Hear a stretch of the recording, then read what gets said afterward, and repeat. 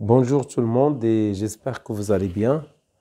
Dans cette séance, nous allons aborder une séance de tronc commun. Cette séance concerne la leçon de la concentration molaire C, donc après la quantité de matière. Donc, nous allons voir comment calculer la concentration d'une solution aqueuse.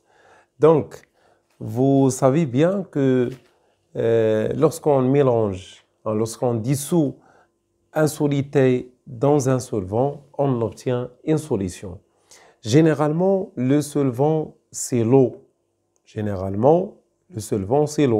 Et dans ce cas-là, on obtient une solution aqueuse. Donc, quand on dit aqueuse, c'est-à-dire le solvant, c'est l'eau. Maintenant, le solité,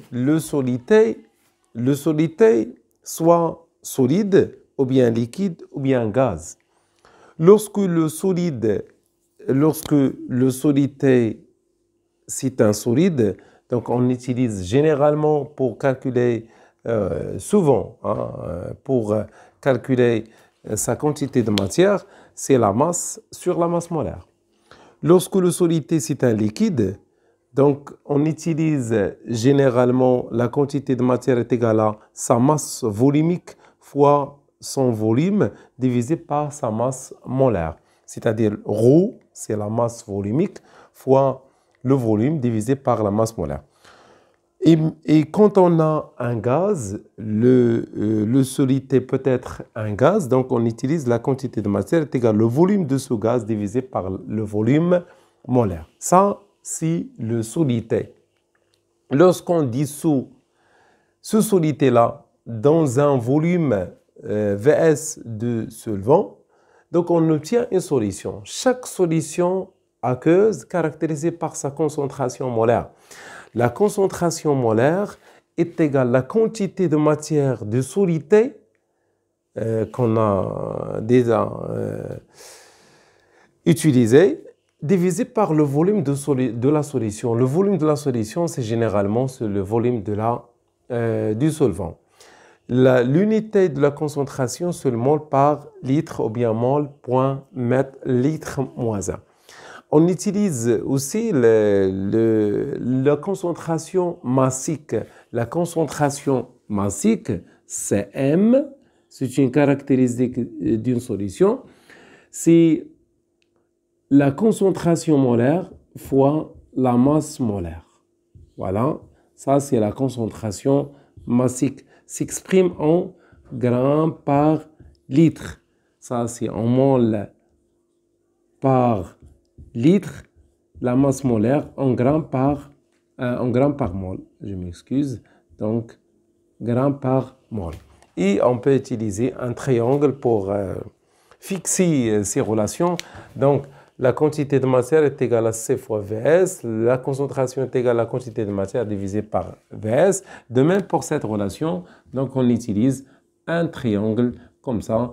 Donc, Cm égale la concentration molaire fois la masse molaire. Donc, chaque solution, elle est caractérisée soit par sa concentration molaire ou bien par sa concentration massique. On utilise cette grandeur dans la médecine généralement pour faire l'analyse. Maintenant, la deuxième étape pour cette leçon, on va voir la dilution. La dilution, c'est-à-dire lorsqu'on ajoute de l'eau. Lorsqu'on a une solution mère, c'est-à-dire une solution concentrée, et on veut diluer cette solution en utilisant l'eau distillée. Voilà, donc un schéma simplifié pour réaliser la dilution. Donc, lorsqu'on dilue une solution, c'est-à-dire on va diminuer sa concentration en utilisant l'eau distillée. Donc, considérons une solution, c'est la solution mère, solution mère, c'est-à-dire solution plus concentré, de concentration C1. Lorsqu'on veut diluer cette solution, on va prélever, donc on va prendre un volume V1 et on va l'ajouter dans une fiole jaugée. Fiole jaugée, c'est-à-dire une fiole qui contient la jauge. Puis, on va ajouter l'eau distillée jusqu'à environ 75% pour faire l'agitation. Et on complète l'ajout de l'eau distillée jusqu'au trait de jauge. Et on obtient finalement une solution phi, c'est-à-dire, c'est une solution phi. Donc, la solution phi, c'est la solution de concentration petite. Donc, C2, V2, avec V2, c'est V1 plus V de l'eau. Donc, le volume de l'eau versé, c'est quoi? C'est V2 moins V1, c'est le volume total de cette fiole moins le volume prélevé de la solution S1. Et puisqu'on a fait la dilution, donc la quantité de matière ne change pas.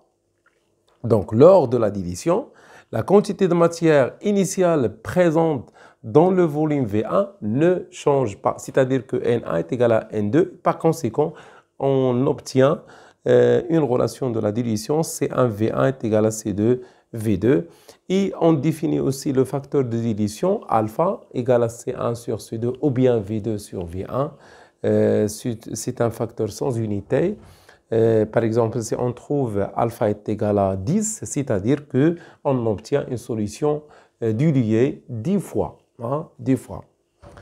Voilà ce qui concerne cette séance. J'espère que استفدتوا شوية et à la prochaine vidéo. Inch'Allah. Wassalamu alaikum.